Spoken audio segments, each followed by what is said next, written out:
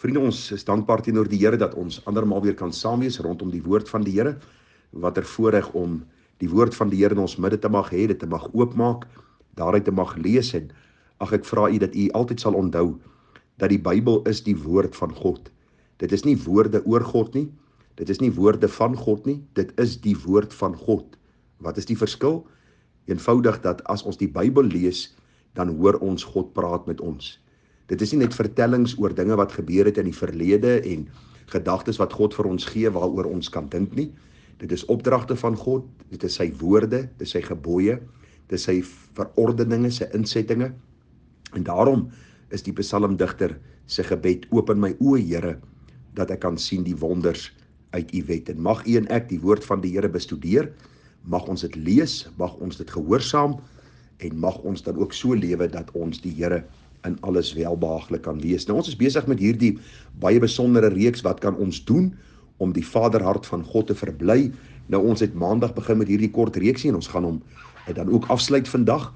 En ons het daaruit Kolossense 3 vers 13 gekyk, waar die Here sê dat ons mekaar moet verdra, en ons kan die vaderhart van God verbly as ons mekaar verdra. Nou, ons het vir u gesê wat dit beteken, ons gaan nie vanmôre verder daarna kyk nie. Ons het 'n bietjie gepraat oor, ons kan God se vaderhart verbly as ons mekaar vergewe, as ons as sy kinders mekaar leer en onderrig. Dit sluit ook in vermaaning en al hierdie baie belangrike dinge wat ons in Kolossense 3 vers 16 dan lees. En ons gaan by die laaste gedagte dan uitkom, ons kan God se vaderhart verbly as ons as sy kinders poog om alles te doen tot eer van ons Vader. En u gaan miskien my vra, maar hoekom sal ons hierdie gedagte, of waar kry ons hierdie gedagte in die woord van die Here? Dan wil ek vir u Kolossense 3 vers 17 dan lees. En daar staan: en wat julle ook al doen, in woord of in daad, doen alles in die naam van die Here Jesus en dank God die Vader deur hom. Dis vir my so kosbaar dat die Here vir ons opdragte gee, soos dat ons mekaar moet verdra, dat ons mekaar moet vergewe, dat ons mekaar moet leer en vermaan. En dan die kersie op die koek, kom die Here en hy sê: en wat julle verder ook al doen, in woord of in daad, met ander woorde, hoe julle praat en hoe julle optree, wat ook al julle doen, doen alles in die naam van die Here Jesus en dank God die Vader deur hom. Dis vir my so mooi saamgevat. Want u sien, as ons dan die res van die boek Kolossense 3 gaan lees, dan sien ons, dit gaan oor die opdrag aan die man, dit gaan oor die opdrag aan die vrou, en die opdrag aan die kinders, en verskillende dinge wat ons verder in Kolossense die 3de hoofstuk sien. En die belangrikheid is dat wat ons doen, in woord of in daad, moet ons doen in die naam van die Here, tot eer van die Here. Kolossense 3:23, ek lees gou vir u. En wat julle ook al doen, doen dit van harte, soos vir die Here en nie vir mense nie, omdat julle weet dat julle van die Here erfenis as vergelding sal ontvang, want julle dien die Here Christus. Ek praat baie keer met mense en daar is so halwe, ek moet vandag weer gaan werk en ek moet alweer kos maak vir die klomp by die huis wat soos 'n klomp hongerwolwe om my tafel sit en alles op verslind in 'n paar oomblikke, terwyl ek heeldag tyd spandeer het om die kos gaar te maak. En ander mense kla oor dit en hierdie een sê dit. En wat sê die Here vir ons? Hy sê vir ons, as ons sy kinders is, kan ons sy vaderhart verbly as ons alles van harte doen asof vir die Here. Ek staan op in die môre en ek gaan werk en ek sê: Here, al voel die liggaam nie of dit krag het vir hierdie dag nie, wil ek vandag gaan werk en ek wil my verantwoordelikheid nakom as vader van die huis. Ek wil vandag my werk doen met oorgawe, omdat ek dit doen nie vir mense nie, maar vir u. As ek agter die kospotte moet staan, dan sê ek: Here, ek maak kos. Nie omdat ek mense in die eerste plek moet voer nie. Ja, dis my verantwoordelikheid om my gesin te versorg en dat hulle kan eet, en ek dank u vir 'n stoof en ek dank u vir kos, maar ek wil kos maak om u te verheerlik. Wat ook al ons doen, vriende, u kan nou daarin sit of u nou sekere verantwoordelikhede het wat u moet afhandel, of u sekere verpligtinge het. Wat ook al ons doen, doen dit van harte asof vir die Here en nie vir mense nie. Die oomblik wanneer ons motivering mense se goedkeuring is, en ons motivering is om mense te voed, of om geld by die werk te kry, om my gesin te versorg, of dit is om ander mense te beïndruk, dan gaan ek frustreerd raak. Dan gaan daar 'n frustrasie in my binneste na vore kom, dan gaan ek geïrriteerd raak, dan gaan ek dinge doen met 'n gesindheid dat ander mense na my kyk en eintlik vir my half versigtig gaan raak. As kind van die Here is my motivering om die Here in alles te verheerlik. En dan sê die Bybel, waarom? Omdat ons weet dat ons van die Here 'n erfenis as vergelding ontvang. Onthou, ons tyd van stryd is nou. Ons tyd van verdrukking is nou. Ons tyd van beproewing is nou. Die Here sê, as ons met hierdie gesindheid leef, dat ons alles doen om hom te verheerlik, dan het ons ook daardie vooruitsig om van hom die erfenis te ontvang, 'n ewige erfenis, die ewige heerlikheid in die hemele saam met Christus. En dan ook hierdie wonderlike voorreg om ons loon aan sy voete neer te lê. 1 Korintiërs 10 vers 31 sê, of julle dan eet of drink of enige iets doen, doen alles tot verheerliking van God. Het jy gelees? Eet, drink of enige iets.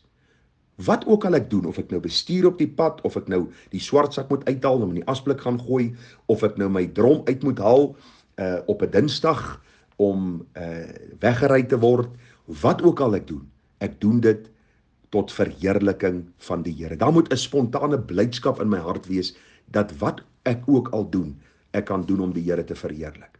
Of ek nou die badkamer moet skoonmaak, of ek myself moet regmaak vir werk, of ek nou miskien iemand by die ouetehuis moet gaan besoek, of ek nou iemand in die hospitaal moet gaan besoek, of ek wat ook al doen, vriende, ek doen dit alles tot verheerliking van God. En u kan miskien nou vir my sê, maar Gerard, doen jy alles tot verheerliking van God?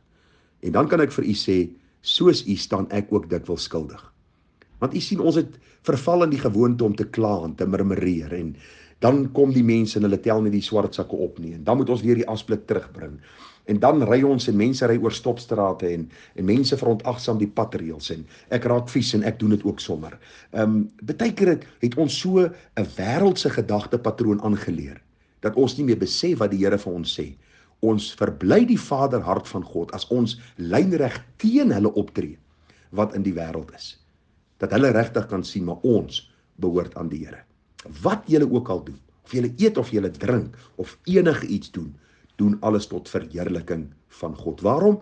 Ons behoort aan hom, hy het ons vrygekoop. 'n Laaste vers, dan sluit ons af. Romeine 14 vers 6 tot 9. Hy wat die dag waarneem, neem dit waar tot eer van die Here, en hy wat die dag nie waarneem nie, neem dit nie waar nie tot eer van die Here. En wie eet, eet tot eer van die Here, want hy dank God, en wie nie eet nie tot eer van die Here nie, en hy dank God. Want niemand van ons leef vir homself nie, en niemand sterf vir homself nie. Want as ons lewe, leef ons tot eer van die Here, en as ons sterwe, sterf ons tot eer van die Here, of ons dan lewe, en of ons sterwe, ons behoort aan die Here. Want hiervoor het Christus ook gesterwe, en opgestaan, en weer lewend geword, om oor dode sowel as lewende te heers. Is nie vir u mooi opgesom nie. Niemand van ons lewe vir homself nie, en niemand sterf vir homself nie. As jy opstaan en jy sê, wat ek vandag gaan doen, doen ek vir my familie, en jy vergeet die Here in die prentjie, dan is jy besig om te sondig. Dan is jy besig om nie God se Vaderhart te verbly nie. As jy kind van die Here is, dan staan jy op en sê, wat ek vandag doen, doen ek tot eer van God en die versorging van my familie. Ek voer die opdrag van die Here uit met blydskap om my gesin te versorg. Wat ook al die situasie, ek doen dit vandag omdat ek God liefhet, omdat ek hom wil verheerlik. Want niemand leef vir homself nie, niemand sterf vir homself nie. En dan, as ons lewe, leef ons tot eer van die Here. Daarom wil ek jou vra, dat ek en jy regtig sal besin oor hierdie Kolossense 3, daardie vers 13 en vers 16 en 17 en daardie klompie verse. En dat ons regtig sal besin, verbly ons werklik die Vaderhart van God. Hoe kan ons die Vaderhart van God verbly? As ons mekaar verdra, as ons mekaar vergewe, as ons mekaar leer en onderrig en vermaan, en as ons alles doen tot eer van die Here. Vriende, ek wil afsluit met die woorde van Halleluja lied 299. Daar staan, o my Vader, neem my, maak my rein en heilig nederig skoon, bring my daagliks tot u nader, na u voetbank voor die troon. O my Heiland, was my, vul my, met u liefde bovenal, dan skyn niks my van u kruis nie, bring geen afgod my ten val. Ons grootste vyand is dit wel onsself. Want vriende, ons is so selfgesentreerd, dat ons vergeet, of ons eet of ons drink, of enige iets doen, ons moet dit doen tot verheerliking van God. Mag u en ek so bietjie op die agtergrond verdwyn, en mag ons opstaan, elke dag met die wete, en die gebed, en die begeerte. Vader, u het my vrygekoop, deur die bloed van u seun. Ek is verseël deur u Gees wat in my woon. Help my om vandag, in woord en in daad, u te verheerlik, in alles, u welbehaaglik te wees. En as ek sondig, dat ek na U sal vlug en vergifnis sal kry en Here, dat ek sal leef op so 'n manier dat ander Jesus in my sal sien. Baie seën vir U. As die Here ons spaar, gaan ons die oordenkings wat volg, bietjie gaan kyk na die gelykenisse in die Bybel en ons vertrou dat die Here vir ons wysheid sal gee ook in die oordra daarvan. Seën vir U, mooi dag verder, tada.